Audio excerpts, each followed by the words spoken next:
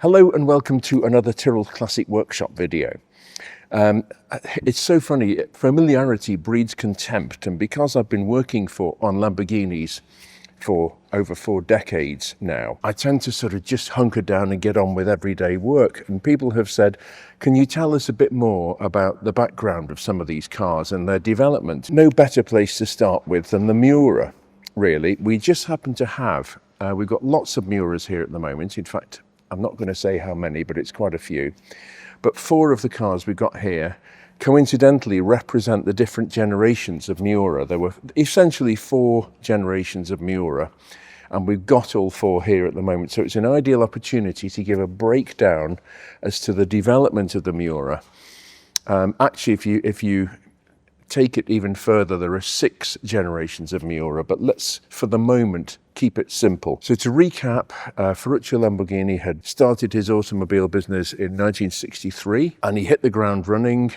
All of a sudden, he was a serious threat to Ferrari, if not in terms of volume of cars produced and infrastructure. In terms of prestige, he was certainly a rival to Enzo Ferrari at the time. The Miura was the sort of brainchild of Bob Wallace, Gianpaolo Dallara, Paolo Stanzani. In the Lamborghini factory, they started developing a racing car type chassis, and Ferruccio Lamborghini never ever, after an incident on the 1948 Mille Miglia, he resolved himself to never produce a racing car or drive a racing car in anger again. So they came up with this, and Ferruccio said, well, it's wonderful, but actually, why don't we make a road car of this instead of a racing car? And they said, oh, okay, wow, thank you. They all stayed behind in the evenings and conceived this amazing piece of mid-engined Lamborghini. And obviously one thing led to another. The chassis frame became more refined, and then that was sent off to Bertone, and Marcello Gandini had the genius to turn that into a stunning looking car, which still is a crowd puller today. The Miura was rushed into production in early 1967, because the demand, Ferruccio had sort of thought, well, we might sell 50 of these, we might sell 100, and demand absolutely flooded them with deposits and inquiries and intentions to buy, etc. And they couldn't ignore that. So the Miura was sort of rushed into production. First of all, let's start at the beginning. We've got a very early Miura here, one of the first 25 ever built.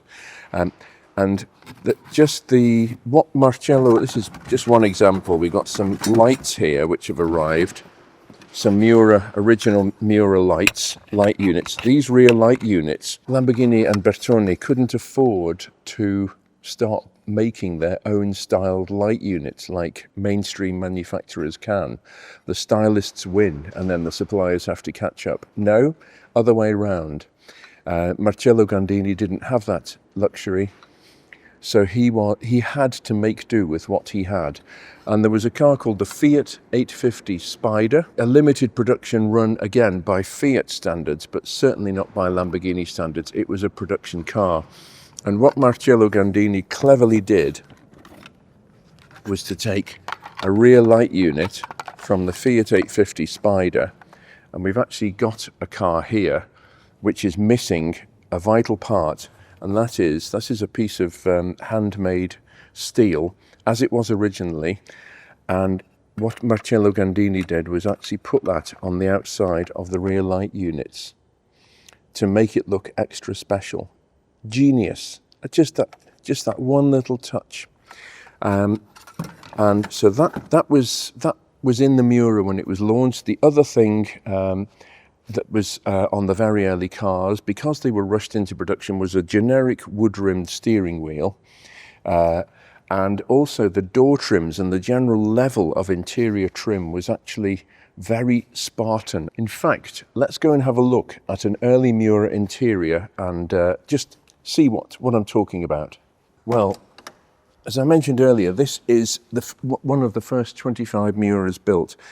And what Bertone did, what Marcello Gandini or one of the interior designers did at Bertone was come up with this very simple rudimentary door trim design, with this very simple rudimentary pull.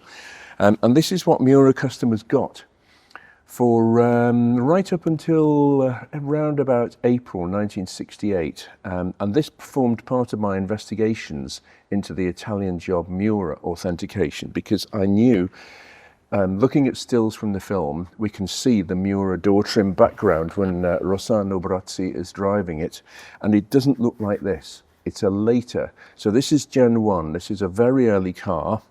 The other thing about the car at this time, as Gianpaolo Dallaro designed it, is the thickness of the chassis. So I'm just going to have a look at that. Well, as Gianpaolo Dallaro, the amazing genius engineer, actually designed these cars, and for the first 125 cars, he specified sheet steel of 0.9 millimeters thickness. And he also utilized a system on the rear chassis in particular, where a series of holes were introduced, which are done on a particular tool called a fly press. And the point is, they're lighter because they've actually got a tiny bit of steel missing from the middle of them. But when the fly press sort of gives it like a trumpet horn, a mini trumpet horn, it adds a great deal of strength to the sheet metal. And Dallaro used this. He actually developed a Lamborghini helicopter at one stage, or conceived a Lamborghini helicopter, and he took that idea and used it in the Lamborghini helicopter for strength and lightness. And the sills on a Miura are all made with these fly-pressed holes in them for strength and rigidity and lightness.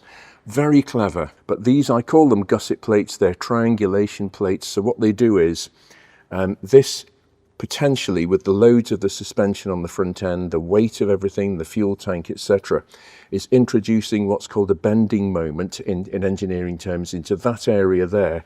So the front is trying to pivot under the bumps. The weight of the cabin is trying to push down, suspension inputs are trying to push up. So to get rid of this and triangulate it, which is a lovely engineering solution for strengthening something, a bit like fillet radii on a crankshaft. Instead of it being the joint on a crankshaft between the journal and the crank is exactly square, that introduces a weak point. You have what's called a fillet radius, a tiny curve. And this is the equivalent of that, in that it actually takes away the sharpness of the corner and introduces this strengthening section here. This represents, again, the fly press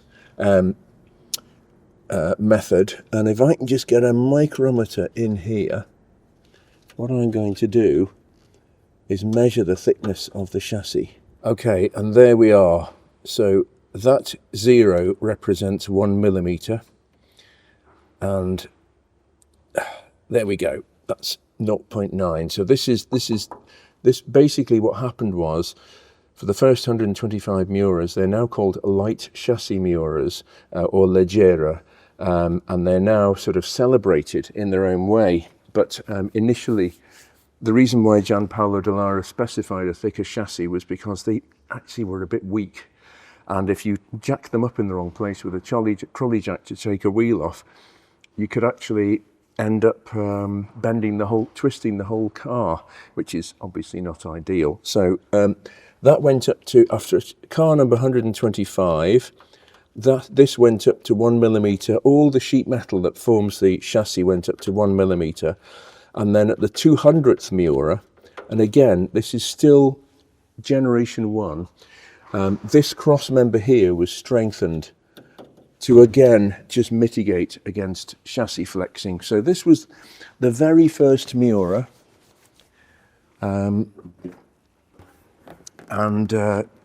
It's funny how things change, because these were the least valuable Miuras for years, and now they're sort of getting a life of their own. They're a bit like 3.8 flat floor E-types. People didn't like them because the reason they actually put a sort of trough in the floor was so people's feet could fit under the dashboard. But at the time they were sort of frowned upon because of that. The later cars were improved, but people actually prefer the raw originality now of the flat floor E-types and the early super light Miuras. So Lots of development work went on constantly under the skin, but basically they threw the car into production because of demand. This was the net result. The first, and these cars drive very edgy. They're very sharp to drive. The S and the SV in particular are a little bit more of a grown-up driving experience, a bit more focused in a sort of everyday usability way rather than a raw, visceral way. So let's move on now to the next generation. Well, this is a non-light chassis P400. So this is the second series Miura P400. Again, you can see that the door trim, Marcello Gandini and the team got all grown up with the, the interiors on Miuras were never their strong point. A bit like Porsches, they were very basic and rudimentary and functional, which is fine. That's, they're a light car. They're not built to, they're built to be aesthetically beautiful, but to function. This is very light. It's on 90% of Miuras, it's vinyl, Sky in Italian speak. And this car has been modified. Normally the window surrounds, I call these the hockey sticks, inner and outer, and the surrounds around the window and the windscreen would be black, not chrome. When the next generation came along, so did the chrome. Strange to go from black to chrome, but that's what they did. And so this is the second generation. The chassis thickness is now up to 1 millimeter. And the various modifications have been made to the drivetrain, the starter motor, all that good stuff, the carburation, the ignition. But this is essentially the same, the second generation to the original one. So we're going to move on to the S now, the next model. Well, really, the Miura is now starting to get into the groove. In 1969, Lamborghini upped the ante by launching the Miura S. Every car was a gradual development, so no two cars are identical, but we still had the eyelashes, which we've actually got off because we're doing some restoration work around here. This car is going to California when it's finished. The wipers on the S, again, they went from black wipers to chrome wipers. These are non-original. They should be Trico speed blades to be precise, but we have moved on to the chrome window surrounds and stainless steel headlight surrounds. These are also, interestingly, are off a Fiat 850 Spider. Marcello Gandini, again, his genius shone, because these are off a very cheap sports car, really, a bit basic 850cc sports car. The light units move up, like that one is in the up position, and this one is flush, like a Porsche 928. I imagine it was the other way around. The Porsche 928 is like a Miura's headlights. They pivot up. This is not the way Fiat 850 Spider ones did. There's a little rack that's welded to the side of the headlight so a motor can wind it up and down. But mechanically, the third generation, this is now, the S, was much developed during its life. There was a sort of series 3.5, if you like, because they introduced vented disc brakes halfway through the S's life. But other than that, the S had continued for quite a large chunk of production because it was beginning to be right. But still, we had these narrow wheels and tyres because Marcello Gandini was frustrated by the tyre technology, which was cutting edge at the time. Low-profile tyres in the 1960s were almost unheard of.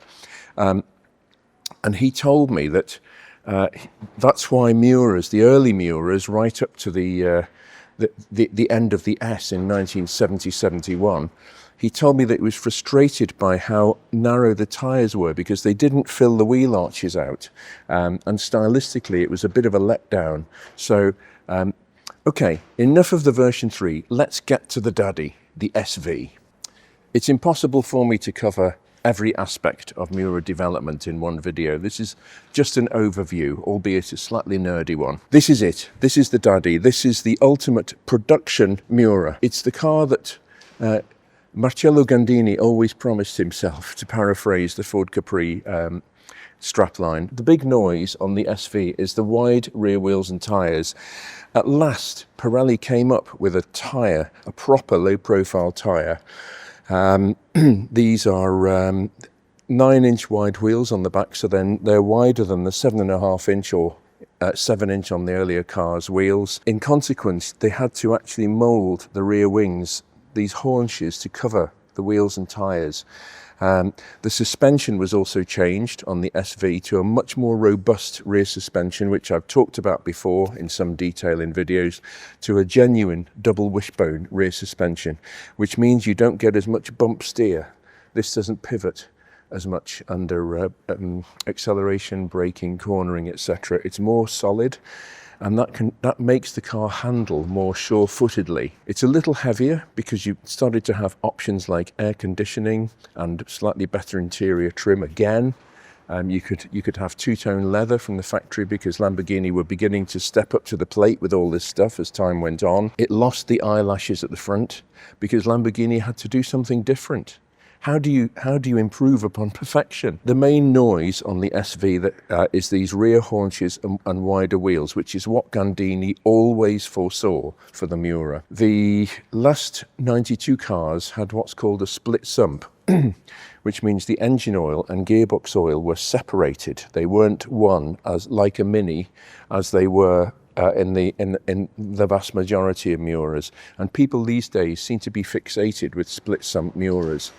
The only reason, let me be clear on this, for anybody who's watching, just to settle the argument once and for all, the only reason why they introduced separate engine oil and separate gearbox oil is because they experimented with a limited slip differential. Because these could put the power down and create more high cornering forces, they actually introduced a limited slip differential into the transmission to stop the inside wheel losing grip in extreme cornering. And the reason they did that, because of that, limited slip differentials have special additives for the clutches, so they could not use engine oil. So people talk about split sumps saying, oh, it's the ultimate, etc. No, a well set up Miura doesn't need a split sump conversion. It was done specifically for a reason other than providing the car with more complication. The SV is the most venerated model of Miura. It always has been, apart from specials like the SVJ. And therefore, these command very high prices now. This was sort of what Lamborghini always envisaged the SV was be. It's a more rounded package in terms of mechanical improvements. They said the engine had gone up from 375 brake horsepower to 385. Really? But again, it was just, brochure horsepower. They had to make it look like it was superior to the earlier cars. And Lamborghini could have soldiered on. The last Miura they made was late 1972, early 73. They could have carried on making these, but no, the Countach had been announced at the Geneva show in 1971, and that rendered these partly obsolete. But of course, history tells us that the Countach actually didn't go into production until 1974, and Lamborghini could have carried on selling Miuras. So that is the story of the 4 main generations of Miura, the SV being by far the most venerated and rounded package. Well, please remember to subscribe, it is important. Thank you very much for watching the video, and we'll be back with something else very soon.